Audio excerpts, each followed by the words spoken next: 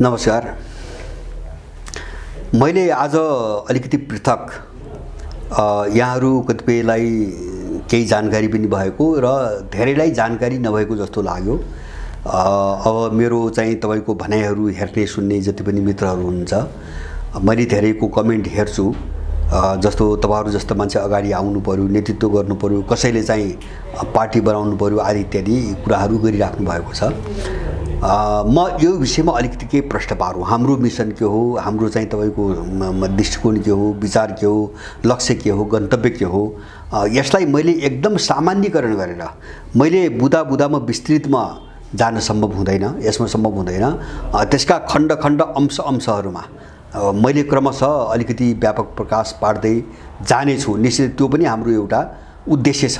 हाम्रो के हो भन्ने कुरामा, जस्तो देशको सङ्कटको समाधान के हो भन्ने विषयमा समग्र क्षेत्रमा हामीले स्पष्ट दृष्टिकोणहरू बनाएका छौँ, जो कुरा आम बहसमा हामी अझै लगिरहेका छैनौँ। किन भन्छ भने अहिलेको चरणसम्म हामी देश विरोधी तत्त्वहरूको भण्डाफोर र यिनको जो कुरूप अनुहार हो त्यसलाई उदाङ्गो पार्टीमै हामी बढी केन्द्रित छौँ। किन भन्छ भने त्यो के मान्यताबाट हुन्छ भने जस्तो कुनै पनि चिज, कुनै पनि गलत चिजलाई पूर्ण रूपमा चाहिँ पर्दाफास गर्न सकिएन, मानिसहरूमा त्यसप्रतिको भ्रमलाई तपाईको उदाङ्गो बनाउन सकिएन भने अब समाधान के हो भन्ने कुरा बुझाउन गाह्रो हुन्छ। त्यो समाधानै हुँदैन। किन भन्छ भने अब जस्तो समाधानको नाम के हुन्छ भने पहिले समस्या के हो भन्ने बुझ्नुपर्छ। समस्या के हो भनिसकेपछि मात्रै समाधान के हो भन्ने कुरा आउँछ। जस्तो तपाईको डाक्टरले बिरामी जाँच गर्दा त औषधि दिनुभन्दा पहिले, समाधानको कुनै उपाय दिनुभन्दा अगाडि त्यो रोग के हो भने त चिन्नु पर्यो, हैन? रोग नचिनिकन डाक्टरले चाहिँ औषधि सिफारिस त गर्न सक्दैन। हामीले पनि हाम्रो देशको रोग के हो भन्ने कुरा चिनेनौँ भने, यस्ता बहसहरूलाई महत्त्व दिएनौँ भने हाम्रो समाधान के हो भन्ने कुरा हामी सोच्नै सक्दैनौँ, हामी त्यो बुझ्न पनि सक्दैनौँ। त्यसकारणले गर्दाखेरि अहिले हाम्रो चाहिँ बढी जोड, जस्तो मेरो बढी जोड यो देश विरोधी तत्त्वहरू, दलाल तत्त्वहरूका विरुद्धमा केन्द्रित हुनुको एउटा कारण अब यिनीहरूलाई कतै पनि चाहिँ बाँकी नराख्ने गरी, यिनीहरू कतै पनि लुकेर छल्न नपाउने गरी पहिले यिनको पर्दाफास गर्न जरुरी छ। यिनी के कारणले खराब हुन्, यिनीहरूलाई कसले प्रयोग गरेको हो, यिनी देशको निम्ति कति घातक छन्, हैन? यो कुरो सबै स्पष्ट भयो भने त्यसपछि मान्छेले चाहिँ यसको सट्टामा हल के हो त, समाधान के हो त भन्न बल्ल प्रश्न उठ्छ र त्यतातिर मान्छेको अलिकति ध्यान जान्छ, रुचि जान्छ। अब मैले आज चाहिँ मात्र के हो भन्छ भने मैले पनि हाम्रो आधारभूत चिज हामी के गर्न खोजिरहेका हौँ, हैन? त्यसलाई 5-7वटा बुदामा, 7वटा जति बुदामा एकदमै सामान्यीकरण गरेर त्यसको एकदमै सैद्धान्तिक पाटो, त्यसको वैचारिक पाटो, त्यसको नीतिगत पाटो मात्रै, किन तिनका अंश एजेन्डामा जाँदाखेरि अब त्यो महाभारत बन्छ, ठुलो चाहिँ ग्रन्थ बन्छ। मैले पहिले पनि भने म यसलाई बिस्तारै एउटा एजेन्डामा जानेछु, सबै विषयमा म जानेछु। आज मैले अलिकति चाहिँ हाम्रो मिसन के हो भन्ने बुझाउँ भनेर र हामी के गरिरहेका छौँ त, जस्तो यहाँहरूले कमेन्ट गरे जस्तो हामी बसिरहेका छौँ कि हामी बोली मात्र रहेका छौँ कि यो विषयमा केही कुरा राखौँ भनेर हो। हामीले चाहिँ जब केपी ओलीले चाहिँ यो उनी प्रधानमन्त्री हुँदाखेरि जब अध्यादेश जारी गरे अथवा चाहिँ संसद विघटन गरे र देशमा एउटा चाहिँ अर्को अनिष्ट आउने चाहिँ लक्षण देखिने बित्तिकै हामी केही साथीहरूले, देशभरिका केही साथीहरूले सरसल्लाह गरेर हामी के निर्णयमा पुग्यौँ भन्छ भने देश अब फेरि एउटा राजनीतिक शून्यताको दिशातिर जाँदैछ, हैन? अब केपीकै पालामा नजाला, भोलि अर्को आयो भने पनि जाने नै त्यही हो, हैन? किन यिनीहरू सर्वाङ्ग नाङ्गो भए, यिनीहरू टिक्न नसक्ने अवस्था आयो भने त्यो ठाउँ भोलि खाली हुन्छ, हैन? एउटा भ्याकुम चाहिँ तपाईको बन्छ, एउटा खालीपन बन्छ। अब त्यो खालीपनलाई फेरि अर्को यस्तै अपराधीले झुक्क्याएर त्यो खालीपन, त्यो खाली ठाउँलाई भरिदियो भने देश अर्को चाहिँ तपाईको दुश्चक्रमा फस्छ, फेरि फस्छ। किन मान्छेले बुझ्दैन, आम मान्छेले सबै कुरा बुझ्दैन। विदेशीले के गर्छ भन्छ भने एउटा दलाललाई सत्तामा राखेको हुन्छ र अर्को दलाललाई त्यो सत्तामा बस्ने मान्छेको विरोध गरेर बाहिर पपुलर बनाइरहेको हुन्छ, ताकि उनीहरूले चलाउन नसक्ना दिन, हैन, त्यो चाहिँ बाहिर तयार गरिएको मान्छेलाई त्यहाँ लगेर राख्न सकियोस् र नेपाल चाहिँ आफ्नो नियन्त्रण मुठीबाट बाहिर जान नपाओस्, अथवा यहाँको मान्छे एउटा आफ्नै गोलचक्रमा घुनिराखोस्। यस्तो प्रयोग उनीहरूले धेरै गर्दै आछन्। भोलि त्यो चाहिँ अवस्था आउने खतरा भयो। जस्तो यो व्यवस्था, यी दलहरू नसक्ने अवस्थामा आए, यिनीहरू ढले भने जो चाहिँ भ्याकुम खडा हुन्छ, रिक्तता खडा हुन्छ, त्यो रिक्ततालाई अर्को गलत शक्तिले भर्न नपाओस् र अब त्यसमाथि हस्तक्षेप गरेर हामी देशलाई चाहिँ तपाईको अब एउटा ट्र्याकमा अलिकति ठाउँमा लैजाने बाटोमा काम गर्न सकौँ भन्ने हिसाबले हामीले एउटा राजनीतिक शक्ति अब चाहिँ आवश्यक पर्ने बेला आयो भन्ने चाहिँ निष्कर्ष निकाल्यौँ र एउटा चाहिँ दल दर्ता गर्ने चाहिँ तपाईको सोच बनायौँ। किन अब जस्तो देश सपार्न त तपाईको राज्य चाहिँ राम्रो नभइकन, राम्रा मान्छेहरूको हातमा राम्रो सोचको चाहिँ नियन्त्रणमा नभइकन त देश त बन्दैन हैन। बाहिरबाट कराएर अथवा केही एजेन्डामा मात्रै कुरा गरेर हैन, दुई चारवटा रोजगारी अब सुशासन भ्रष्टाचारका मात्रै कुरा गरेर देश त ट्र्याकमा त आउँदैन हैन। समग्र रूपमा देशको जगैदेखि चाहिँ तपाईको देश बदल्नु पर्यो, देशको पुनर्संरचना गर्नु पर्यो। यसको निम्ति समग्र भिजन चाहिन्छ, समग्र दृष्टिकोण चाहिन्छ र यसको निम्ति एउटा त्यसलाई लिड गर्ने भनेको राजनीतिले हो, त्यसलाई नेतृत्व गर्ने भनेको राजनीतिले हो र त्यसको निम्ति हामीले अब एउटा गृह कार्य अगाडि बढाउँ भनेर हामीले त्रिमूल नेपाल नाम गरेको एउटा पार्टी बनायौँ र हामीले निर्वाचन आयोगमा दर्ता गरायौँ हैन। पोहोर साउनमा दर्ता भएको हो, भर्खरै 1 वर्ष पुग्यो, अहिले पनि त्यो हाम्रो पार्टी दर्ता छ। अब हाम्रो चाहिँ तपाईको सोच के हो त, म यति चाहिँ यहाँहरूलाई अलिकति विनम्र अनुरोध के गर्न चाहन्छु भन्छ भने जस्तो बाहिर यस्ता कुरा गर्ने मान्छेहरू धेरै छन् यहाँ हैन। विकल्पका कुरा गर्नेहरू, सत्तामा बस्ने दलालहरूलाई सरापेर हैन मैले के नगर्छु भन्ने मान्छेहरू यहाँ धेरै छन् हैन, जसले मूलभूत कुरामा कहिले एउटा शब्द उच्चारण गर्दैन, जसले नेपाल जहाँ फसेको छ देश त्यो पाटोबाट कहिले पनि छलफल चलाउन चाहन्न, बुझेर पनि चाहन्न र धेरैले त बुझेको छैन। यो गन्दा राजनीतिले उनलाई मात्रै के बुझाएको छ भन्छ भने राजनीति भनेको सत्तामा जाने कुरा हो भन्ने मात्रै बुझाएको छ। राजनीति भनेको सत्तामा जाने कुरा हो, माननीय बन्ने कुरा हो, मन्त्री बन्ने कुरा हो भन्ने मात्रै बुझाएको छ। अब त्यो बन्नको निम्ति एउटा खराबलाई गाली गरेर पपुलर बन्नु पर्यो, लोकप्रिय बन्नु पर्यो भोटको निम्ति, अनि त्यसपछि मन्त्री बन्ने, मान्य बन्ने, त्यति भएपछि हुन्छ भन्ने छ। त्यो राम्रै मान्छेको पनि त्यो सबभन्दा माथि छैन। तर हाम्रो बुझाइ यो स्तरमा कुनै पनि कोणबाट छैन। मैले तपाईहरुलाई हामी अलिकति धेरै वर्ष हामीले छलफल गरेका छौं, बहस गरेका छौं र हामीले पार्टी बनाउने चरणसम्म आउँदाखेरि सबै कोणबाट, राष्ट्रिय कोणबाट, आर्थिक कोणबाट, सामाजिक, सांस्कृतिक, नैतिक, व्यक्तिको कोणबाट समस्या कहाँ हो र यो के कारणले आइरहेको छ, हामी यो सबै छलफल गर्यौं र हामीले केही निष्कर्ष निकालेका छौं। एउटा सैद्धान्तिक निष्कर्ष मैले यति भन्न खोजेको, आज यहाँहरूले मेरो भनाइले कसरी बुझ्दिनुला भन्छ भने जस्तो कतिपय सैद्धान्तिक र वैचारिक कुराहरू अमूर्त हुन्छन्, सबै कुराहरू प्रश्न बुझिदैनन्, तर यसभित्रका पाठाहरूलाई हामीले व्याख्या गर्दै गयौं भने त्यो भोलि बुझिन्छ। म आज त्यहाँ जान चाहन्न। त हामीले हाम्रो मिसन के हो मैले यति मात्रै आज राख्छु। र पहिलो कुरा हाम्रो मूल चीज के हो भन्छ भने हाम्रो चाहिँ मूल मिसन राष्ट्र निर्माणको मिसन हो। हामी राष्ट्र निर्माणको एउटा लडाईमा छौं। यसो भन्दा यहाँहरूलाई लाग्ला नेपाल त राष्ट्रै हो, नेपाल राष्ट्रै हो, नेपाल राष्ट्र हो। अब नेपाल चाहिँ तपाईको राष्ट्रै होइन, मैले त्यो कोणबाट भनेको होइन, तर नेपाल आन्तरिक कम्पोजिसन, आन्तरिक बनावटको कोणबाट नेपाल जसरी एउटा पूर्ण विकसित राष्ट्र बन्नु पर्थ्यो त्यो बन्न दिइएको छैन हैन। त्यो बाहिरी शक्तिहरूका कारणले नेपाललाई पूर्ण विकसित एउटा राष्ट्रको रूपमा अगाडि बढ्न दिएको छैन। यहाँ भित्र आन्तरिक रूपमा कयौं समस्याहरूमा उनले हामीलाई बल्झाइरहेका छन्, फसाइरहेका छन्। अब त्यो के हुन्, ती समस्या के हुन्? जस्तो हाम्रो देश एउटा भौगोलिक रूपमा राष्ट्र हो, भौगोलिक रूपमा राष्ट्र हो, यसको एउटा सिमाना छ, त्यो भूगोलको एउटा सार्वभौम चाहिँ तपाईको क्षेत्र छ, त्यो कोणबाट हाम्रो देश एउटा राष्ट्र हो। हामी नेपालमा सबै समुदायहरू बसेका छौं, त्यो कोणबाट हाम्रो देश एउटा राष्ट्र हो।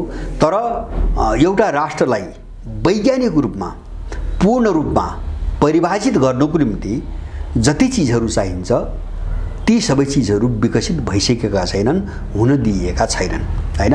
मैले त्यस्ता 5-7वटा बुदाहरूलाई मात्रै चाहिँ यहाँ आज राख्न चाहेको छु।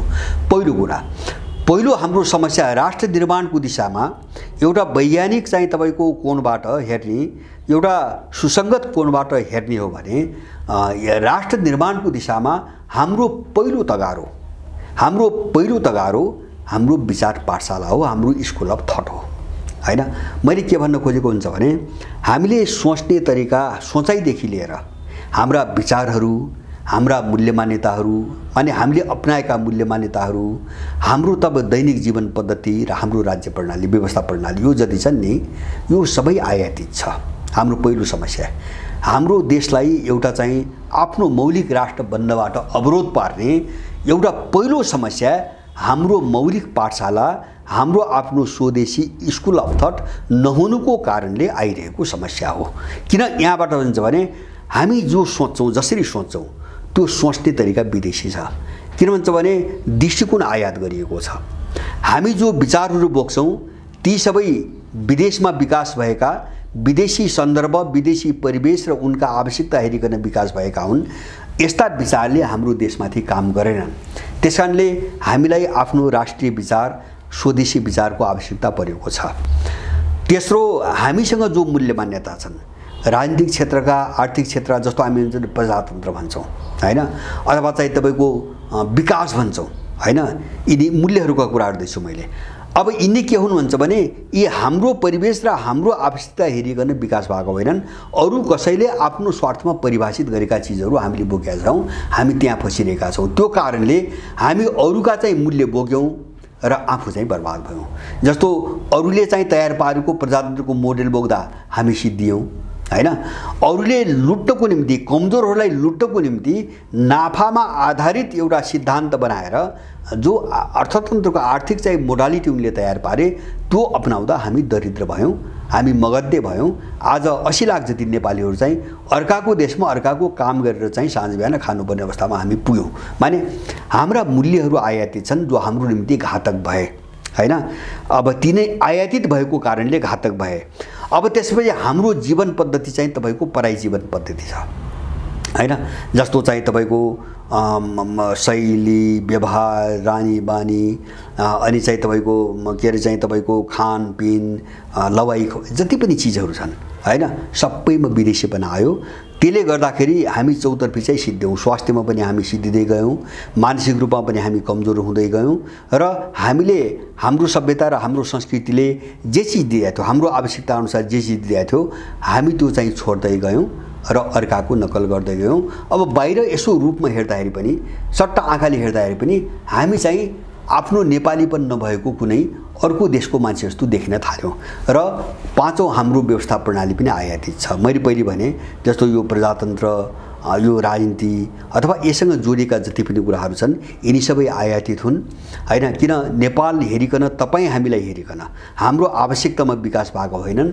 यो युरोपियनहरूले आफ्नै आवश्यकतामा धेरै पहिले उतै विकास गरेका चिज हुन्।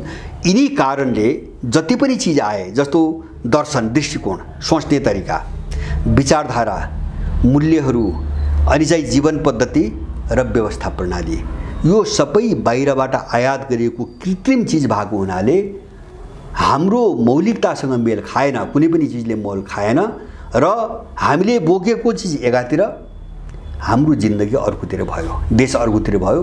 यो टकराउ, यो दुईटा चिजको जो टकराउ हो, त्यो टकराउको कारण नै हाम्रो यो दुर्दशा हो। हामीले यति सारमा यति बुझ्नुपर्छ। त्यसकारणले हाम्रो पहिलोलाई आफ्नो स्कुल अफ थट हैन, नेपाललाई हेर्नेदेखि लिएर नेपाललाई बदल्नेसम्मका जति पनि चिज हामीलाई, हाम्रो निम्ति आवश्यक छन्, त्यसमा आफ्नोपनको निम्ति खोजी, आफ्नोपनको खोजी, त्यसको निम्ति लडाइँ हैन। जस्तो व्यवस्था पनि हाम्रो आफ्नै प्रकारको हुनु पर्यो, हामीलाई जे चाहिएको छ त्यस्तै हुनु पर्यो। हेर्ने तरिका, विचार पनि हामीले आफै डेभलप गर्नु पर्यो, मूल्य मान्यता पनि हामीले आफै बनाउनु पर्यो हैन। यस्ता सबै चिजहरू, जस्तो मैले मूल्य मान्यता भने यो कति महत्त्वको छ भन्छ भने, जस्तो प्रजातन्त्र भने यिनीहरू के भन्छन्, अहिले पश्चिमा मूल्यले के भन्छ, जो हामी प्रयोग गरिरहेका छौँ, उसले के भन्छ भने अब दल खोल्ने, चुनाव लड्ने, अनि धेरै सिट ल्याउने मान्छे सत्तामा जाने, प्रजातन्त्र त्यही भन्छ हैन। प्रजातन्त्र त्यति भन्छ, उनको व्याख्या त्यही छ। किन, त्यो उनको आवश्यकताको कुरा थियो र उनले त्यही व्याख्या गरे। तर म के भन्छु भन्छ भने प्रजातन्त्र भनेको देशको सार्वभौमसत्ता हैन, सुरक्षित रहने र यहाँका मान्छेहरूको जिन्दगी खुसी, सुखी र शान्त रहने व्यवस्था नै प्रजातन्त्र हो हैन।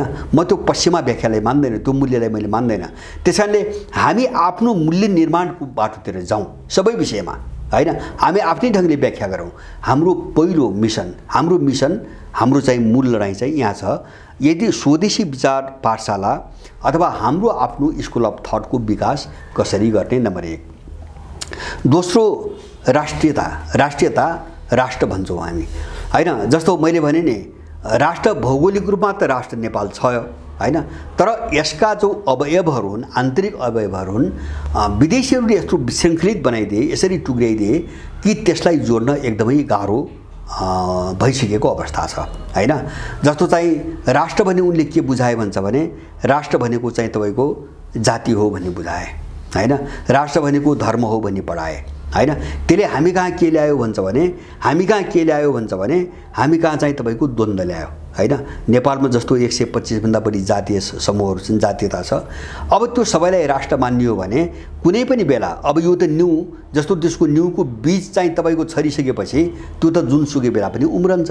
अनि नेपालमा उनको सिद्धान्त मानियो भने नेपालमा 125 वटा राष्ट्र बन्ने चाहिँ तपाईँको सैद्धान्तिक आधार छ, जातीयतालाई राष्ट्र मान्दा हैन। जस्तो धर्मलाई उनको व्याख्याअनुसार राष्ट्र मान्दा हैन, नेपालमा दर्जनौं चाहिँ राष्ट्रहरू बन्ने चाहिँ तपाईको एउटा वातावरण बन्छ। त हामी यो चीजलाई उल्टाएर हामी राष्ट्रलाई कसरी चाहिँ व्याख्या गर्ने, कसरी परिभाषित गर्ने, कसरी एउटा समुन्नत र एकीकृत राष्ट्र बनाउने भन्ने अर्को लडाईँमा छौं हैन। राष्ट्रलाई कसरी पूर्णता दिने भन्ने चाहिँ लडाईँमा छौं र हामीले के भनेका छौं भन्छ भने, हामीले आधारभूत रूपमा दुई तत्त्व हेर्नुपर्छ हैन। दुई तत्त्व हुनुपर्छ। एउटा चाहिँ हाम्रो देशको सभ्यता र संस्कृति जति छन् हैन, यो हेर्नु पर्यो। किन अहिले त आधुनिक जमानामा अब सीमाना कोर्ने चलन आयो, धेरै भएको छैन, यो केही सय वर्ष अगाडिको कुरो हो। अहिले त कानुनी रूपमा सीमानाहरू छन् र चाहिँ हामीले त्यही देखेका छौं। तर अलि पहिलेसम्म, प्राचीन कालदेखि अलि पहिले केही सय वर्ष अगाडिसम्म यस्तो भौगोलिक सीमाना हुँदैन थियो, कानुनी रूपमा प्रमाणिक सीमाना हुँदैन थियो र माने राज्य विस्तार गर्ने हैन, जसले जति चाहिँ राज्य विस्तार गर्न सक्छ उसको राज्य ठुलै हुँदै जाने एउटा चलन थियो। र देश केलाई भनिन्थ्यो भन्छ भने, कुनै एउटा निश्चित भूगोलभित्र जुन सभ्यता र संस्कृतिहरू विकास भएका हुन्छन् तिनलाई नै देश भनिन्थ्यो हैन। सभ्यता र संस्कृति र त्यससँग जोडिएका मूल्यहरूलाई देश भनिन्थ्यो। त हामीसँग अहिले फरक के हो भन्छ भने, हामीसँग अहिले कानुनी रूपमा प्रमाणित भूगोल छ हैन। अहिले यो अवस्थासम्म आउँदा कानुनी रूपमा प्रमाणित भूगोल छ। त्यसकारणले हामीले राष्ट्रको व्याख्या गर्दाखेरि कसरी अब गर्नु पर्यो भन्छ भने, पहिलो कुरा हाम्रो भौगोलिक चाहिँ अखण्डता, सार्वभौमिकता हैन, जो क्षेत्रीय चाहिँ अखण्डता भन्छौँ हामी। एउटा चाहिँ भूगोलको चाहिँ सार्वभौमिकता हैन, हाम्रो सिमानाको सार्वभौमिकता। दोस्रो चाहिँ त्यो भूगोलभित्र रहेका हाम्रा जति सभ्यता र संस्कृतिहरू छन्, अब तिनको चाहिँ तपाईको जगती। यो दुईटा चीज नै राष्ट्रका चाहिँ आधारभूत तत्त्वहरू हुन् भन्ने चाहिँ मलाई लाग्छ हैन। अरू चीज पनि छन्, जस्तो यो दुईटा चीज भित्रै पर्छन्। मलाई पनि संस्कृति र सभ्यता भनेपछि सबै चीज पर्छ। जस्तो त्यहाँभित्र अर्थतन्त्र हुन्छ, त्यहाँभित्र राजनीति हुन्छ, त्यहाँभित्र मान्छे हुन्छ, त्यहाँभित्र प्राकृतिक स्रोत साधन हुन्छन्, सारा चीज हुन्छन् हैन। तिनी पनि सबै पूरक चीज हुन्, यसकै अङ्गहरू हुन्। तर हामीले जस्तो आधारभूत र सहायक भन्नुपर्दा हैन, आधारभूत के हुन्छ भने, जुन ठाउँको कुनै किटान गरिएको एउटा कानुनी रूपमा प्रमाणित गरिएको जसको भूगोल छैन, र दोस्रो सभ्यता र सांस्कृतिक रूपले जुन ठाउँ स्पष्ट रूपमा परिचित छैन, चिनिएको छैन, त्यो ठाउँ राष्ट्र नै हुँदैन हैन। भूगोल मात्रै भएर पनि राष्ट्र हुँदैन हैन, अथवा चाहिँ भूगोल छैन, संस्कृति मात्रै छ भने पनि राष्ट्र हुँदैन।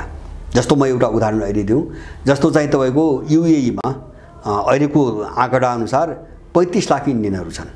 35 लाख इन्डियनहरूको त एउटा कल्चर छ, एउटा संस्कृति छ, तर त्यहाँ उनीहरूको राष्ट्र हुँदैन, किन त्यहाँ तिनको भूगोल छैन हैन। अर्कोतिर कतिपय भूगोल छ, कतिपय देशको भूगोल छ हैन, भूगोल छ र भौगोलिक रूपमा उनीहरू राष्ट्र मानिन्छन्, तर त्यहाँको सभ्यता र संस्कृतिमाथि यस्तो आक्रमण भइसकेको छ, यस्तो विद्रुवीकरण आइसकेको छ कि अब त्यहाँको सभ्यता र संस्कृति नै चाहिँ पहिचानै छैन।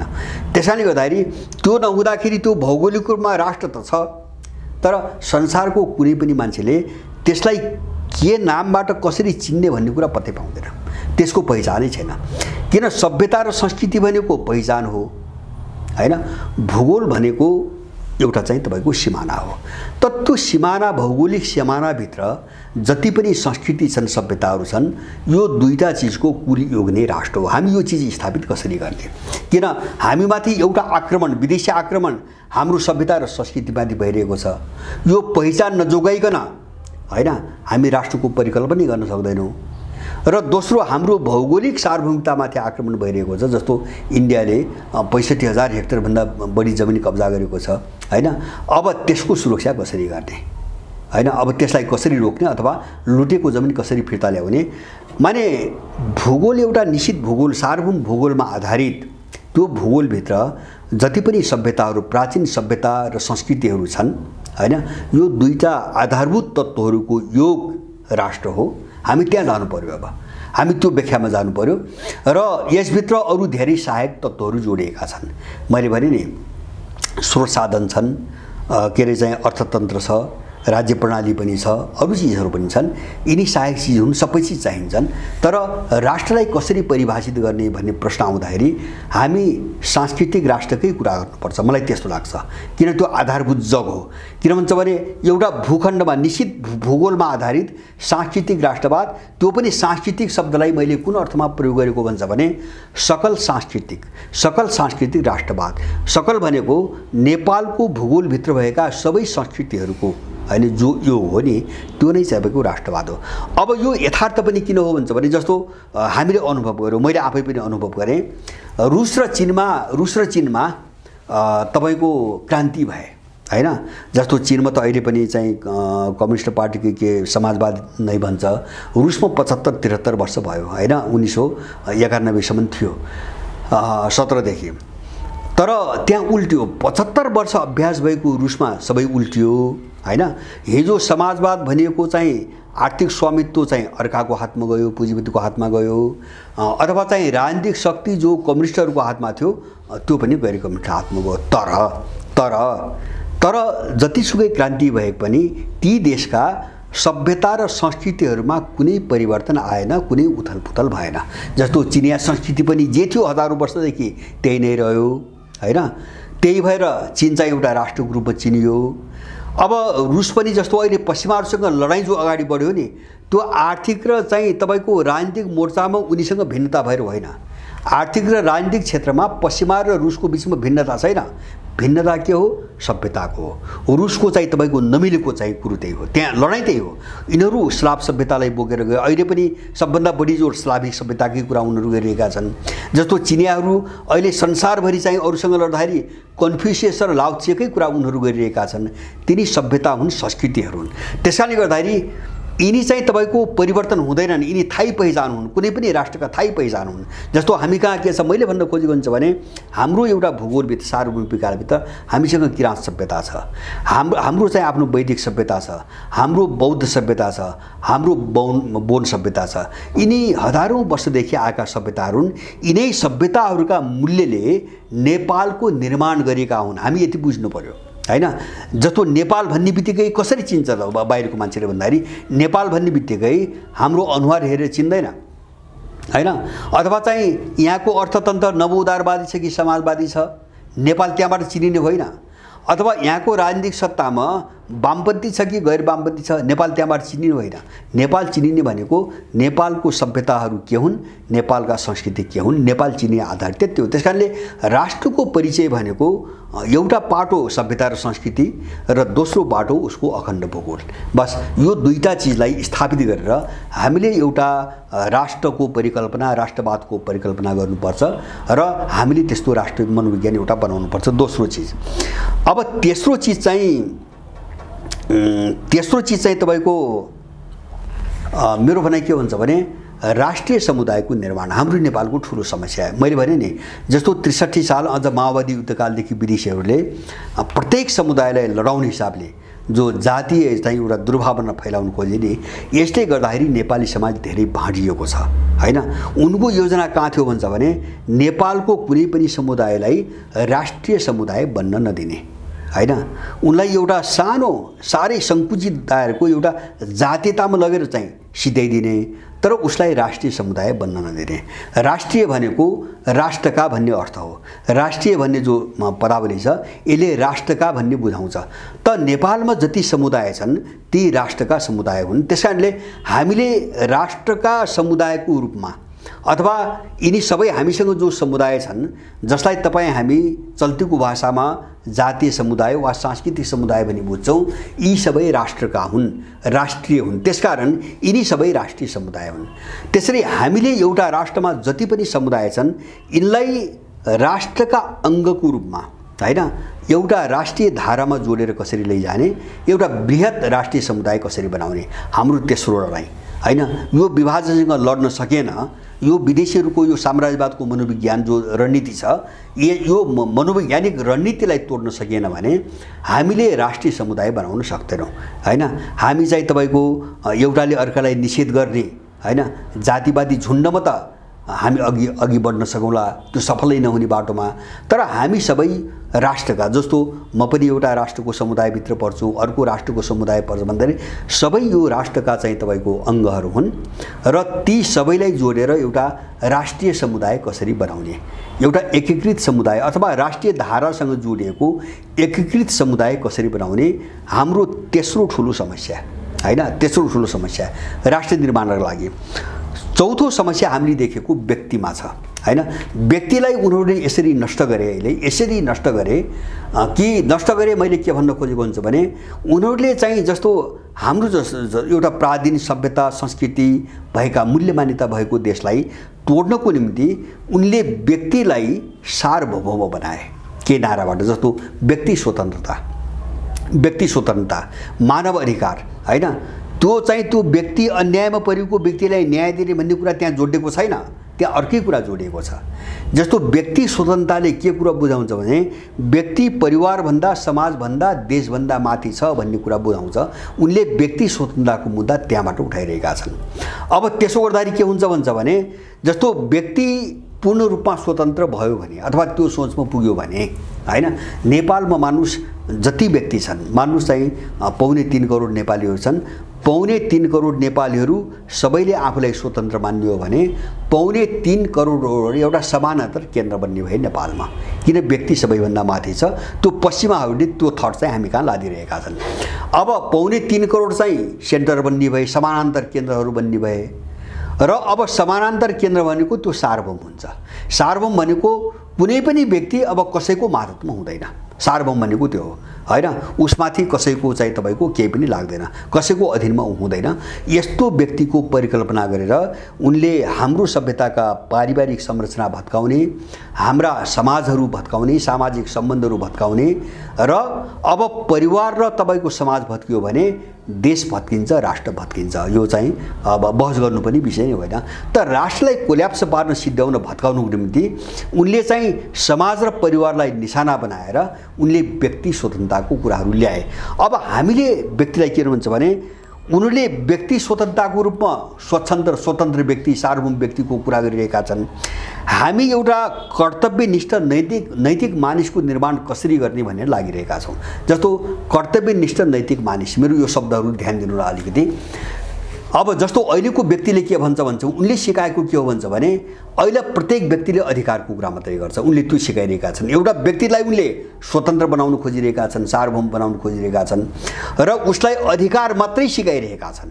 मुखबाट कुनै पनि व्यक्तिको मुखबाट अहिलेको व्यक्ति विशेष गरेर 47 सालपछि एनजिओहरूले चाहिँ तपाईको स्कुलिङ गरेका पार्टीहरू र तिनको प्रभावमा परेको जति व्यक्ति छ एउटाले पनि आफ्नो कर्तव्यको कुरा गर्दैन। त्यो सब मर्यो नेपालमा। कर्तव्यको कुरा गर्ने मान्छे छैन, नैतिकताको कुरा गर्ने मान्छे छैन हैन। अधिकारको कुरा मात्रै गर्छ मान्छेले र अनैतिकता, अपराध, चोरी, ठगी, घुसखोरी हैन, कहाँ के गर्न सकिन्छ पैसाको निम्ति त्यस्तो मानिस निर्माण गरियो हैन। देश त्यहाँबाट कमजोर भइरहेछ। अब एउटा कर्तव्यनिष्ठ नैतिक मानिसको निर्माण कसरी गर्ने हैन। अब हामी मूल्यको लडाइँसँग जोडिनु पर्यो। हामी के बहस गरिरहेका छौँ भन्छ भने जस्तो मान्छे जन्मदा मूल्यविहीन हुन्छ हैन। जस्तो आमाको घरबाट बाहिर निस्क्यो भने उसलाई केही पनि थाहा हुँदैन, उसको दिमागमा कुनै सोच पनि हुँदैन, विचार पनि हुँदैन, मूल्य पनि हुँदैन हैन। उसका योजना सपना केही पनि हुँदैनन्। एकदम प्राकृतिक मानिस हो त्यो, एकदम प्राकृतिक मानिस हो।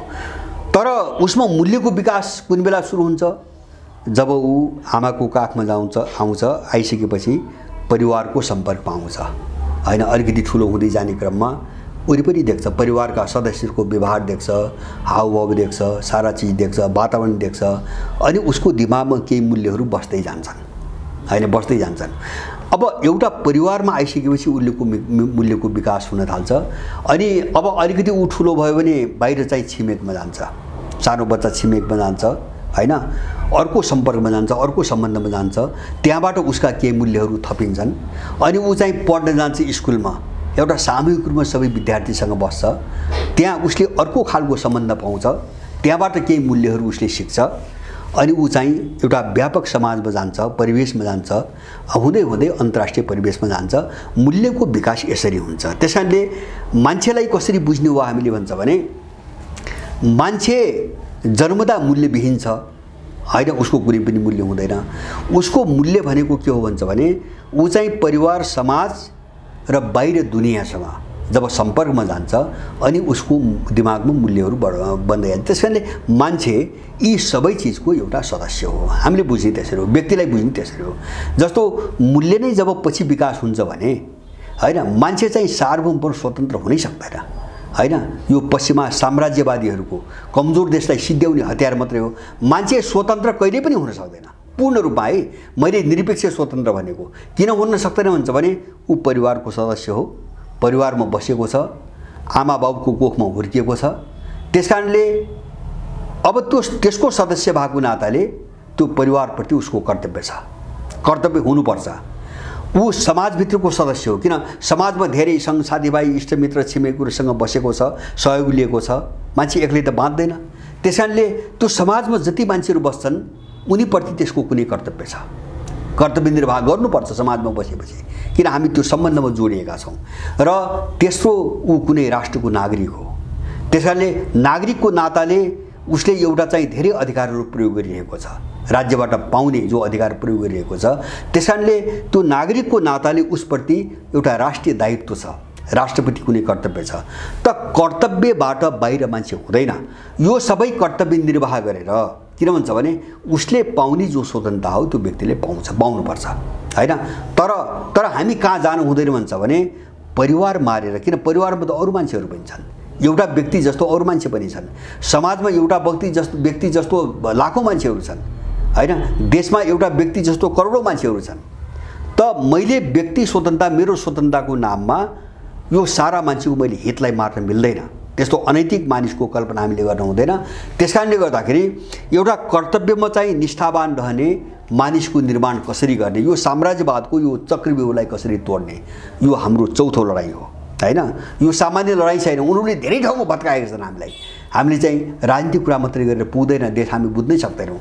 त्यसकारणले हामीले व्यक्तिको निर्माण, मैले भने पहिलो कुरो स्वदेशी विचार पाठशाला हामीले कसरी विकास गर्ने, तेस्रो राष्ट्रलाई एउटा पूर्ण विकसित, एउटा वैज्ञानिक रूपमा चाहिँ पूर्ण विकसित राष्ट्र कसरी बनाउने, तेस्रो हामीले जसरी भाँडेका छन् हामी सबै जो समुदायको रूपमा छौँ हामी सबै मिलेर एउटा राष्ट्रिय समुदाय कसरी बनाउने हैन, एउटा एकता, राष्ट्रिय एकता कसरी चाहिँ तपाईको विकास गर्ने, तेस्रो एउटा छाडा व्यक्ति, स्वतन्त्र व्यक्ति जो परिकल्पना पश्चिमाहरूले गरिरहेका छन् नेपालमा, त्यसलाई निषेध गरेर एउटा कर्तव्यनिष्ठ नैतिक मानिसको निर्माण कसरी गर्ने। र पाँचौं हामीले उठाएको मुद्दा उत्पादनको क्षेत्रमा हो, अर्थतन्त्रको क्षेत्रमा हो।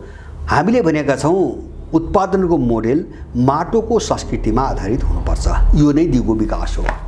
अब माटोको संस्कृतिमा हामीले उत्पादनको मोडेल बनाएनौँ भने हामीले पाउने दुःख त्यही हो। नेपालमा जो हामीले पाइरहेका छौँ, विश्वमा अरूले जो पाइरहेछन् पाउने दुःख। अब माटोको संस्कृति भने के हो भन्छ भने माटो भन्नाले चाहिँ तपाईको दुई तीनटा कुराहरू आधारभूत रूपमा दुई तीनटा कुरा बुझ्नुपर्छ।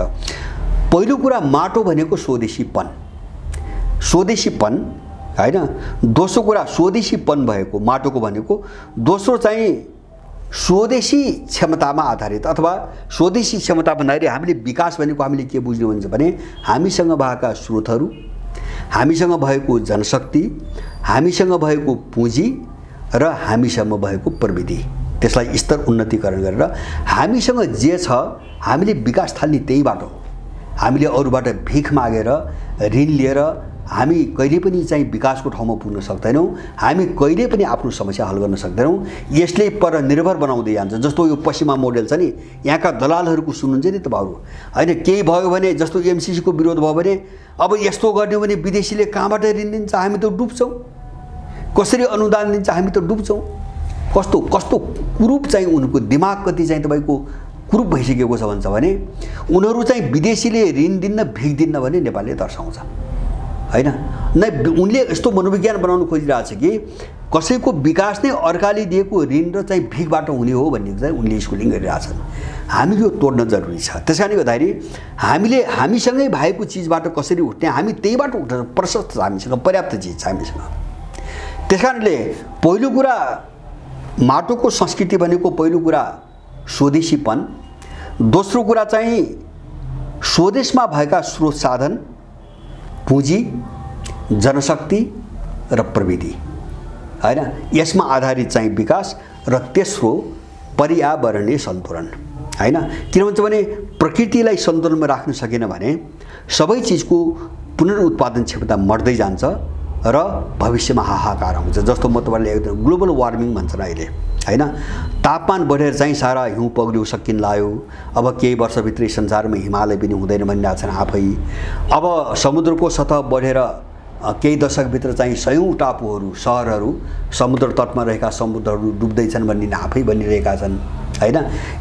काठमाडौँमै चाहिँ तपाईको 30-40 वर्ष अगाडि 12 मास जाडो हुन्थ्यो, 12 मास आनन्दको चाहिँ तपाईको घाम हुन्थ्यो। अहिले चाहिँ खप्नै नसक्ने गर्मी भइसक्यो। माने त्यो मात्र हैन, हामी के हेरौँ हुन्छ भने यो हामी जस्तो माटोको वा प्रकृतिका अरू चिजहरू जस्तो वन जङ्गल, जडीबुटी, पशुपक्षी जति पनि छन्, यिनीहरूको पुनरुत्पादन क्षमता नै मर्ने गरी, यिनले फेरि चाहिँ भविष्यमा उत्पादन गर्नै नसक्ने गरी हामीले दोहन गर्न थाल्यौँ नाफाको निम्ति भने हाम्रो जिन्दगी सिद्धिन्छ हैन। त्यो विकासको मोडालिटीमा जानु हुँदैन जो पश्चिमाहरूले हाम्रो हातमा थमाइरहेका छन्। त्यसले के भयो हामीलाई, हामीले आज के भयो भन्छ भने जस्तो तपाईँ खेत हेर्नुहोस्, आज खेतमा चाहिँ के छ, आजभोलिको खेतमा तपाईँ गङ्गटा पाउनुहुन्न, गडेउला पाउनुहुन्न, माछा पाउनुहुन्न, साँपहरू पाउनुहुन्न, फट्याङ्ग्रा भ्यागुता केही पनि पाउनुहुन्न हैन। अनि त्यो के भयो भने रसायनले मार्यो। रसायन तपाईँ किन प्रयोग गर्नुभयो, रासायनिक मल अत्यधिक उत्पादनको निम्ति। अत्यधिक उत्पादन के को निम्ति, नाफाको निम्ति, पैसाको निम्ति हैन। पैसाको निम्ति, अत्यधिक नाफाको निम्ति उनले हामीलाई कहाँ पुर्याइदिए हामीले बुझेनौँ भन्छ भने हामीले सबै चिज मार्दियौँ, माटोको सबै चिज मार्दियौँ। परिणाम के भयो, त्यो माटोबाट जे फल्छ सबै विष फल्छ। अहिले प्रत्येक मान्छे रोगी किन भयो आज? जस्तो नेपालको प्रत्येक घरमा सुगर, प्रेसर र थाइराइडको बिरामी किन छ? किन यो चाहिँ आम रोग भएर गयो भन्दाखेरि हामीले जे उत्पादन भइरहेको छ त्यो विष नै खाइरहेका छौँ। यो अन्त कतैबाट आएको रोग होइन। किन भन्छ भने हाम्रो त्यो अनाजमा, हाम्रो उत्पादनमा गडेउलाले जे तत्त्व दिन्थ्यो अथवा चाहिँ के अरे चाहिँ तपाईँको गङ्गटाले जे दिन्थ्यो, साँपले जे दिन्थ्यो, भ्यागुताले जे दिन्थ्यो, माछाले जे दिन्थ्यो, त्यो केही पनि छैन आज हैन। तिनी त हाम्रो जीवन रक्षक थिए, त्यसलाई बचाउनु पर्थ्यो हैन। हामी यो चिज बुझेनौँ। हामी कहाँ गयौँ, पश्चिमाहरूको नाफा केन्द्रित लुटको सिद्धान्तमा गयौँ। त्यो मोडेल पक्र्यौँ, रातारात चाहिँ तपाईँको धनी बन्ने, धेरै उत्पादन गर्ने, पैसा कमाउने। यसले हाम्रो जिन्दगी बर्बाद पार्यो। स्वास्थ्य पनि रोगी भयो। स्वास्थ्य रोगी भएपछि मानसिकता कमजोर हुन्छ अनि चाहिँ उनीहरू शासन गर्छन्। जस्तो अहिले भन्छन् नि दिमाग पनि पश्चिमाहरूकै श्रेष्ठ छ भन्छन् नि, त्यो किन कारण दिन्छ भने यथार्थ पनि हो। अहिलेको मान्छे नेपालको कस्तो हुँदै गयो भन्छ भने जस्तो नेपालमा मलाई लाग्छ तपाईँको 20% एउटा अनुमान 20% महिलाहरूको पाठ्यघरमा क्यान्सर छ हैन। त्यही खानपिनले गरेर आएको हो हैन, जो रसायन प्रयोग गर्यो नि हामीले त्यही चिजले गरेर आएको हो। र तपाईको मान्छे धेरै सुस्त भइसकेको मानसिक रूपमा, किन शरीर कमजोर भएपछि मानसिकता सुस्त हुन्छ, सोच्ने क्षमता सुस्त हुँदै जान्छ, त्यही खानपिनले ल्याएको हो। माने त्यसैले मैले भनेको त दिगो विकास भनेको के हुन्छ भने माटोले हजारौं वर्षसम्म पुनरुत्पादन गर्ने क्षमता चाहिँ बचाइराख्न सकोस्। हामीले विकास गर्ने भनेको त्यो सीमासम्म मात्र हो, ताकि माटोले हामीलाई दिइराखोस्। त हामीले मोडेल के पक्र्यौँ हुन्छ भने विदेशीहरूको माटोको उत्पादन क्षमता नै सिधाइदिने, अत्यधिक दोहनमा गयौँ हामी नाफाको निम्ति। परिणाम के भयो, अब अहिले हामी के भोगिरहेका छौँ, तपाईँ रासायनिक मल हाल्नु भएन भने माटोमा घाँस पनि जाग्दैन हैन। बोट बिरुवा त कल्पना नगरोस्, जस्तो धान अन्नबाली अथवा नगदे बालीको रासायनिक मल नहाल्यो भने त्यो माटोबाट कुनै पनि बिउ जाग्दैन। माटो हामीले त्यस्तो बनाइसक्यौँ हो, यसैको दुष्परिणाम हो। त्यसकारणले जस्तो माटोको चाहिँ उत्पादन क्षमता पनि बाँचिराख्नु पर्यो सधैँभरि, हैन, मर्न भएन। अब चाहिँ तपाईँको खेतबारीमा पाइने जीवजन्तु पनि बाँचिराख्नु पर्यो, हैन, किन तिनले त हामीले पनि बचाइरहेका छन्, हामीले बुझ्ने त्यो हो। तिनले हामीलाई केही दिइरहेका छन् तत्त्व, जसले गर्दाखेरि हामी स्वस्थ भइरहेका छौँ। जस्तो हामीले वनजङ्गल बचाउनु पर्यो, त्यसले केही दिइरहेको छ हाम्रो जीवन रक्षाको निम्ति, हैन। अथवा त्यस्ता धेरै स्रोत साधन छन्। हामी विकासको यो मोडालिटीमा तपाईँको गएनौँ भने हामी पैसा त होला के मान्छेसँग, तर त्यो मान्छे पनि शारीरिक रूपमा र मानसिक रूपमा कहिल्यै शान्त पनि हुँदैन, कहिल्यै तनावमुक्त पनि हुँदैन, त्यो कहिले सुखी पनि हुँदैन, त्यो कहिले सुखी पनि हुँदैन। हामीले देखेको यथार्थ यही हो, हैन। किन भन्छ भने पैसाले सुविधा दिन्छ, सुख दिँदैन। पैसाले सुविधा दिन्छ, सुख दिँदैन।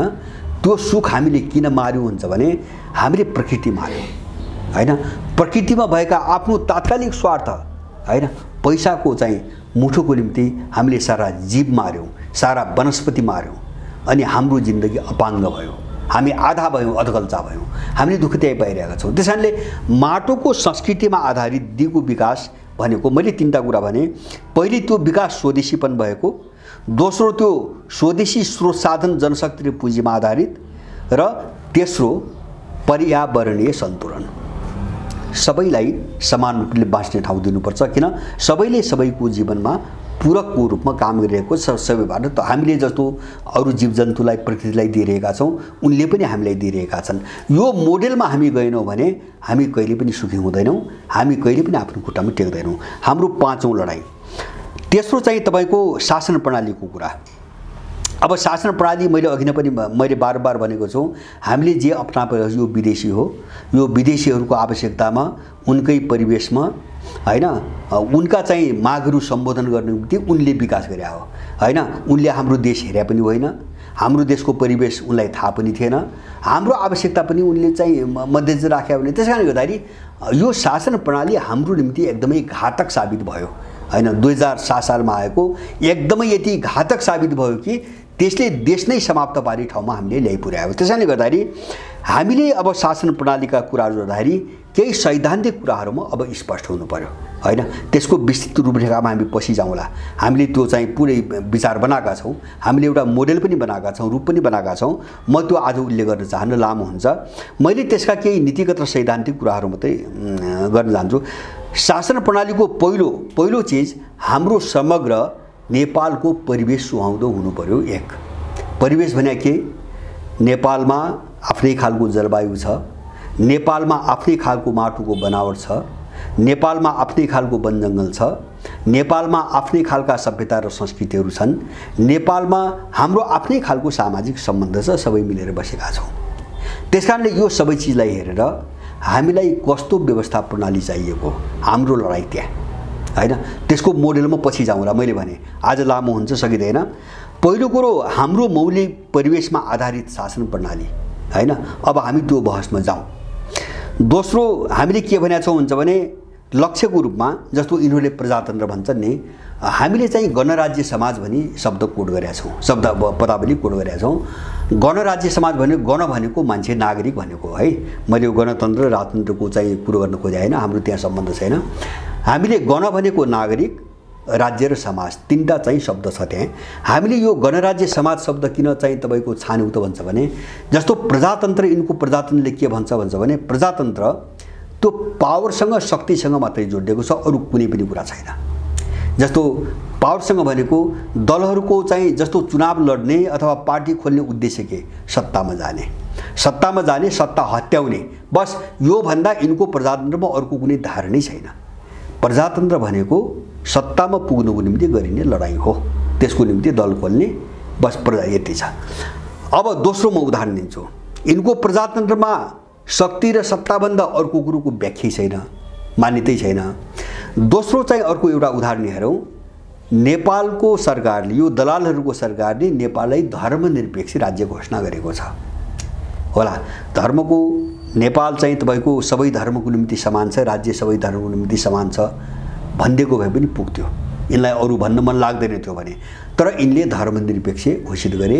निरपेक्ष भनेको बेमतलब अथवा विधर्मी, यसका धेरै अर्थ लाग्छन्। बेमतलबको, विधर्मी अथवा सरोकार नभएको, धार्मिक सांस्कृतिक मामिलासँग सरोकार नभएको राज्य भन्ने बुझिन्छ।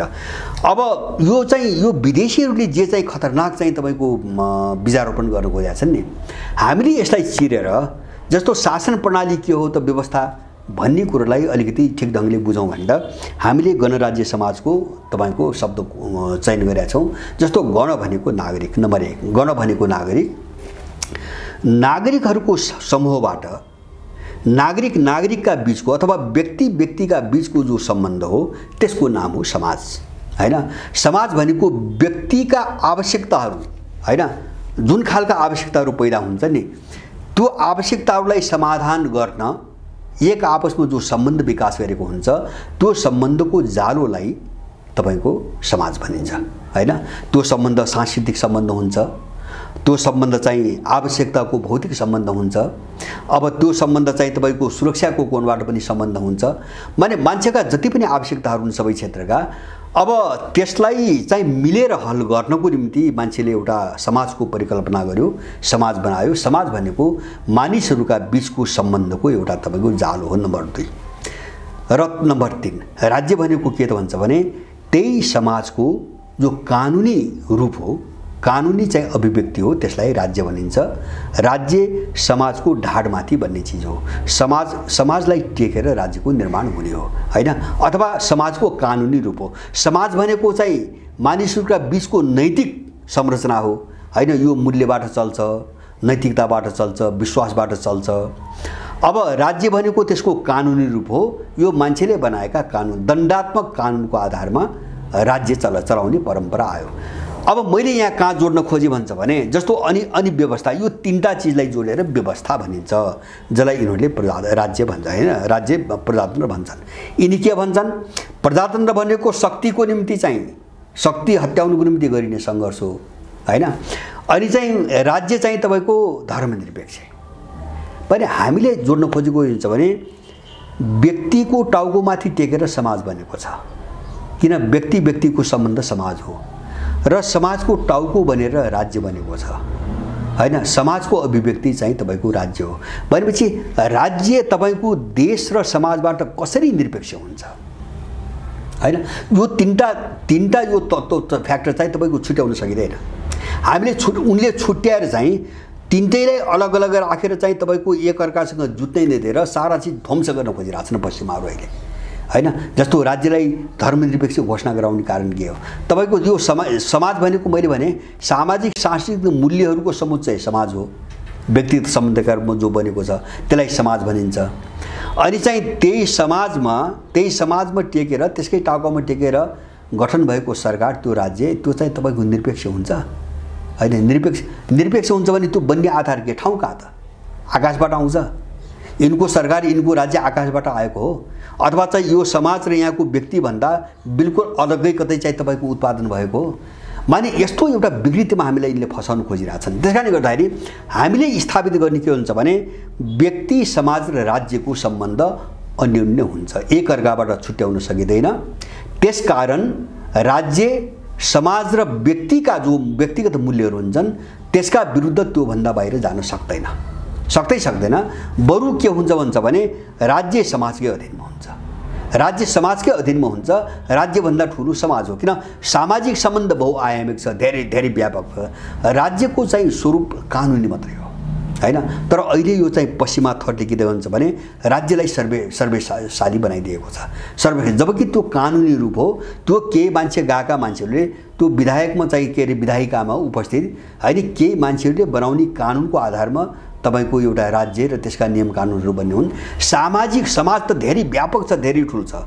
यहाँ नैतिक मूल्यहरू छन्, आत्मिक मूल्यहरू छन्, मानवीय मूल्यहरू छन्, हैन, सांस्कृतिक मूल्यहरू छन्, सभ्यताका मूल्यहरू छन्, सारा चिजहरू छन्, सारै ठुलो व्यापक छ। त्यसकारणले गर्दाखेरि हामीले व्यक्ति, समाज र राज्यलाई अभिन्न रूपमा जोडेर व्यवस्था प्रणालीको परिकल्पना गर्नुपर्छ। अब यसलाई छुट्याएर होइन, छुट्याउँदाखेरिको अराजकता अहिलेको रहेको जस्तो व्यक्तिले आफू स्वतन्त्र बन्ने, हैन, समाज नटेर्ने, राज्यले त कसैलाई गन्दै नगर्ने हैन, ऊ त निरपेक्ष भयो, समाजबाट निरपेक्ष हैन, सभ्यताबाट निरपेक्ष, मूल्यहरूबाट नैतिकताबाट निरपेक्ष, ऊ छाडा हुने नै भयो हैन। अनि व्यक्ति स्वतन्त्रता भन्छ पश्चिमाले, व्यक्तिले कसैलाई नटेर्ने भयो। अनि यो दुईटाको चिपमा तपाईको समाज मर्दै हो। समाज भनेको मैले पनि सभ्यता, कल्चर र मानवीय सम्बन्धको समुच्चय हो समाज भनेको। त्यसकारणले माने यो छुट्याउनै नसकिने जो फ्याक्टरहरूलाई अलग अलग चाहिँ तपाईको टुक्र्याएर हैन, सबैलाई चाहिँ एकदमै उल्टा देखाएर जो चाहिँ सारा भाड्न खोजिरहेका छन् यिनीहरू प्रजातन्त्रको नाममा, लोकतन्त्रको नाममा, यसलाई हामीले पन्छाउनु पर्छ। र हामीले अब राज्य प्रणाली अथवा शासन प्रणाली, व्यवस्था प्रणालीको परिकल्पना अब त्यसरी गर्नु पर्यो, त्यस्तो स्वरूप बनाउनु पर्यो, त्यसको रूपरेखा बनाउनु पर्यो जहाँ व्यक्ति, समाज र कानुनी चाहिँ संरचनामा बन्ने राज्य अथवा सरकार, यो तीनटा चीज चाहिँ छुट्याउन नसकियोस् र एउटा अर्कोप्रति उत्तरदायी होस् हैन। एउटा चाहिँ सार्वभौम कसैको केही पनि नलाग्ने भने कि राज्य पनि उत्तरदायी होस्, समाज र व्यक्तिप्रति, व्यक्ति, समाज र देशप्रति उत्तरदायी होस्, समाज पनि उत्तरदायी होस्। त यो तीनटा चीजलाई, नागरिकलाई, गणलाई, समाज व्यवस्थालाई र चाहिँ राज्य व्यवस्था प्रणालीलाई, यो तीनटा चीजलाई अभिन्न रूपमा जोडेर हामी एउटा नयाँ खालको मौलिक शासन प्रणालीको परिकल्पना गरौँ, त्यसको रूपरेखा बनाऊँ जसले हामीलाई सन्तुलित बनाउँछ र सबैको भूमिका हुन्छ, अभिन्न रूपमा हुन्छ, एकअर्कासँग जोडिन्छन्। हाम्रो छैठौं मुद्दा अनि चाहिँ तपाईको यहीसँग जोडेर, जस्तो यो व्यक्ति मैले भने नि माटोको संस्कृतिमा आधारित चाहिँ उत्पादन र चाहिँ तपाईको यो राज्य प्रणालीको मैले कुरा गरेँ। अब यो दुईटा चीज जस्तो अर्थतन्त्रको पाटो र शासन प्रणालीको पाटोलाई हामीले समाज केन्द्रित विचारमा ढाल्न खोजिरहेका छौँ हैन। जस्तो तपाईको अर्थतन्त्रतिर हाम्रो मुख्य जोड मिश्रित अर्थतन्त्र भने पनि त्यहाँ निजी पनि होला, अलिकति सरकारी पनि होला, तर अर्थतन्त्रको मूल ढाँचालाई हामीले सामुदायिक अर्थतन्त्र भनेका छौँ। मेरो यो कुरा अलिकति ध्यान दिनुलाई धेरै महत्त्वपूर्ण छ। हामीले सामुदायिक अर्थतन्त्र अथवा समुदाय, एउटा निश्चित समुदायको पुरै अधीनमा, कन्ट्रोलमा उसको व्यवस्थापनमा रहेको अर्थतन्त्र हैन, जहाँ चाहिँ उत्पादनदेखि वितरणसम्मका सम्पूर्ण अधिकार त्यही समुदायलाई हुन्छ। त्यो समुदाय एउटा गाउँको रूपमा बन्न सक्छ, नगरको रूपमा बन्न सक्छ, वडाका रूपमा बन्न सक्छ, तर त्यो एउटा बृहत समुदाय हुन्छ। अब अर्थतन्त्रको मुख्य ढाँचा सामुदायिक र त्यसो पनि कृषि पुरै सामुदायिक अर्थतन्त्रको रूपमा विकास गर्ने र राजनीतिक क्षेत्रमा हामीले समाज केन्द्रित अथवा समाजलाई धुरी बनाएर हामीले चाहिँ अगाडि बढाउन खोजेको विचार के हो भन्छ भने स्थानीय स्वशासन हैन।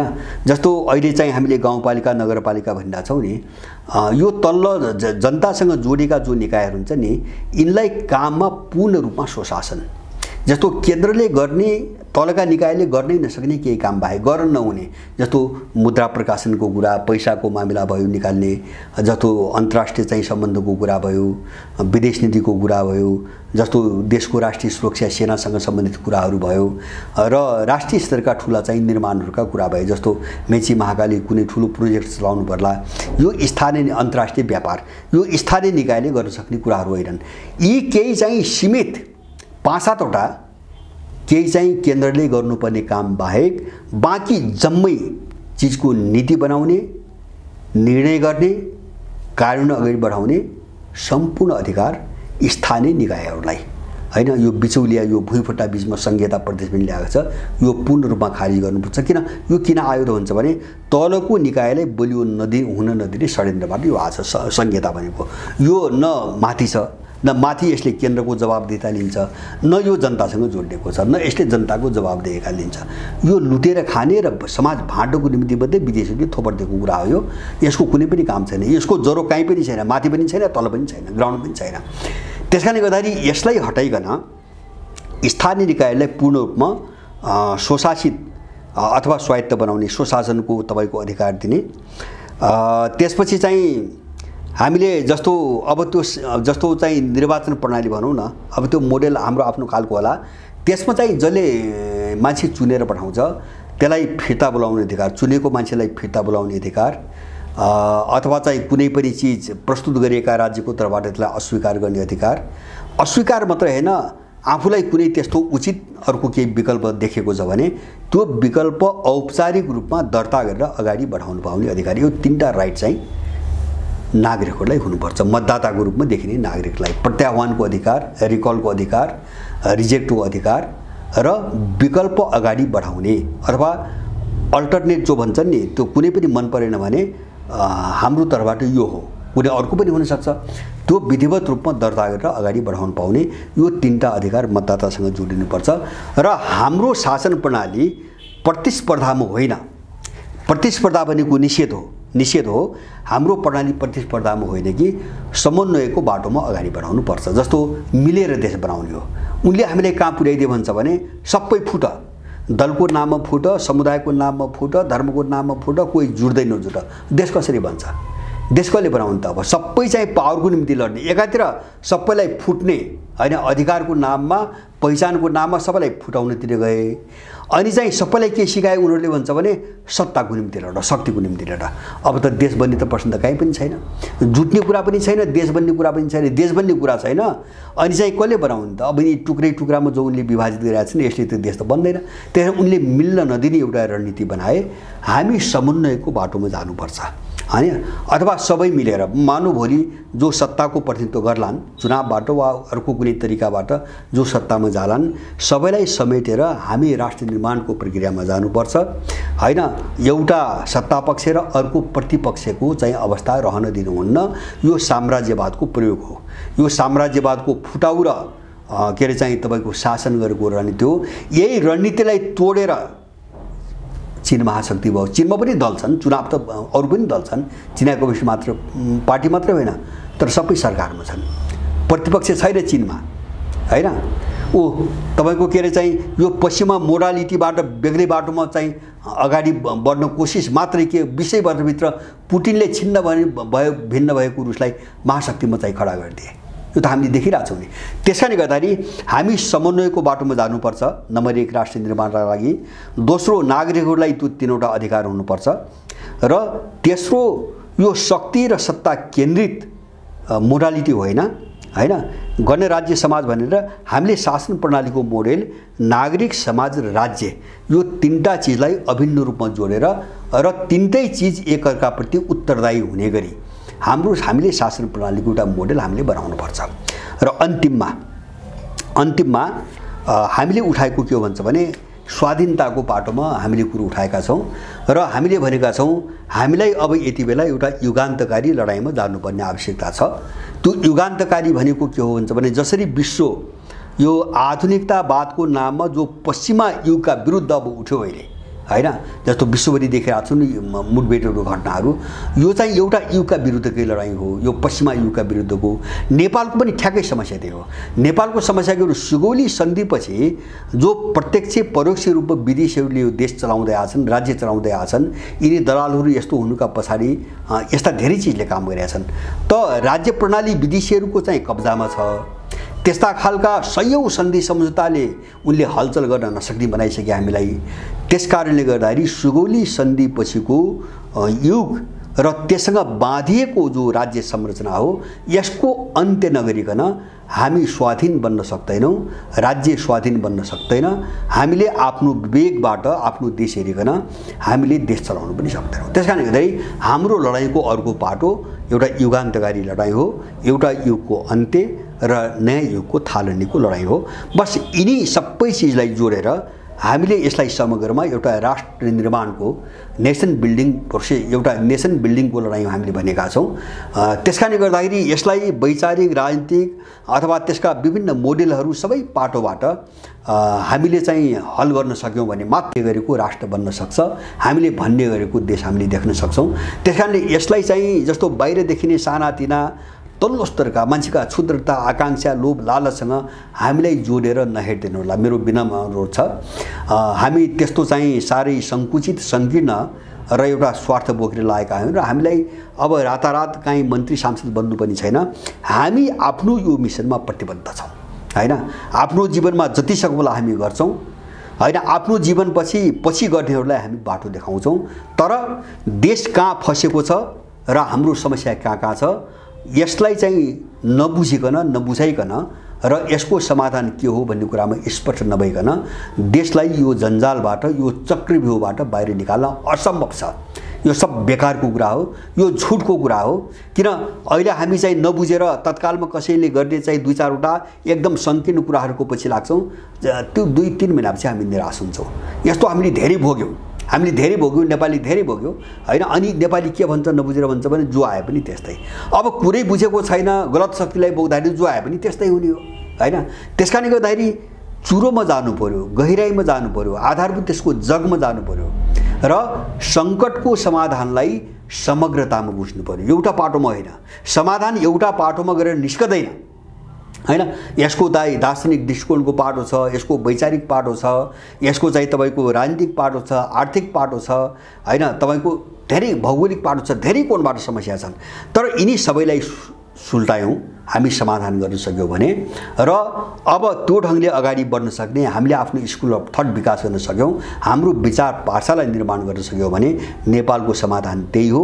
हामी यसै चिजलाई एक मात्र एक सूत्रीय मिसन बनाएर अगाडि बढेका छौँ र यो विषयप्रति यहाँहरूको सद्भाव होस् र अरूको बिचमा पनि यहाँहरूले यही बहस चलाइदिनु भयो भने यो लडाइँलाई धेरै सहयोग पुग्नेछ। किन सबैको साझा लडाइँ हो, यो कुनै सत्ताको निम्ति होइन, यो देशको लडाइँ भएको हुनाले हामी सबैको साझा हो हैन। राष्ट्र निर्माणको लडाइँ भएको हुनाले हामी सबैको साझा हो, यो तपाईँहरूको पनि हो, यो हाम्रो पनि हो, यो अर्काको पनि हो। त्यसकारणले हाम्रो यो लडाइँलाई अथवा त्रिमूल नेपाल भनेर हामीले जो पार्टी बनायौँ अथवा हामीले जे विचार प्रस्तुत गरिरहेछौँ नि, यसलाई अरूको जस्तो त्यो चुनावमा जाने, चुनाव जित्ने, मन्त्री बन्ने, माननीय बन्ने त्यस्तो तल्लो स्तरको परिधिभित्र नलिदिन हुन मेरो विनम्र अनुरोध छ। त्यसकारणले हामीले बाहिर जो देखिन्छन् अरू, तिनीबाट आफूलाई धेरै पृथक देख्छौँ, पृथकै राख्न मन पराउँछौँ र हामीले पृथकै पनि राखेका छौँ। बरु हामी जे बुझिरहेका छौँ यसलाई एकहोरो बहस र एउटा आफ्नो कर्ममा लिएर गयौँ भने त्यो देशको निम्ति भोलि लाखौँ मान्छेहरू हिँड्ने एउटा राम्रो बाटो बन्छ। त्यो नै हाम्रो निम्ति ठुलो सफलता हो। त्यति गर्न सक्यौँ भने हाम्रो यो लडाइँमा जीवनमा सबभन्दा ठुलो सफलता त्यही हो भन्ने मलाई लाग्छ। अब यो चिजलाई, यो हाम्रो चाहिँ गाम्भीर्यतालाई यहाँहरू सबैले अलि सद्भावपूर्वक लिएर अलिकति गहिरोसँग चाहिँ लिदिनु हुन मेरो विनम्र अनुरोध छ। र हामी अब यिनीसँग जोडेका विभिन्न पाटा जस्तो शासन प्रणालीको मोडेल, आर्थिक विकासको मोडेल, कुन क्षेत्रमा कुन सेक्टरमा के गर्नेदेखि लिएर यिनी सबै रूपरेखा भनौँ न हैन, त्यसको फर्मेट हुन्छ नि ढाँचामा हामी बिस्तारै श्रृङ्खलाबद्ध रूपमा सबैमा हामी बोल्छौँ। किन हामीले एउटा धारणा सबैमा बनाएका छौँ, एउटा नमुना त्यो मोडालिटी पनि हामीले सबैको विषय बनाएका छौँ। यो सबैमा हामी बहस गर्छौँ भन्ने एउटा सङ्कल्प लिएरै हामीले पार्टी पनि बनाएको हो र यो च्यानल, यो युट्युब च्यानल पनि त्यतिको निम्ति खोलेको हो। नत्र भने चाहिँ अब बोल्नको निम्ति सामान्य टाप्पन टिप्पन कुराहरू मात्रै बोल्ने हुन्थ्यो भने अब हाम्रो निम्ति अरू साधन पनि छन्, टेलिभिजन छन्, अरू युट्युब पनि छन्। तर बाहिरकाबाट हामीले खोजेको चिज जाँदैन। जस्तो एउटै विषयमा यहाँ यति भन्न पाइयो सर्लक्क बुझाएर, यही चिज चाहिँ बाहिरको मिडियामा जाँदैन। उनीहरूले आफ्नो आवश्यकता अनुसार कुराहरू गर्छन्। त यो लडाइँमा यहाँहरूको चाहिँ सहयोग होस्, एकता होस् र यहाँहरू पनि यो अभियानमा जोडिनुपर्छ भन्ने चाहिँ म आग्रह गर्न चाहन्छु। हस्, धन्यवाद।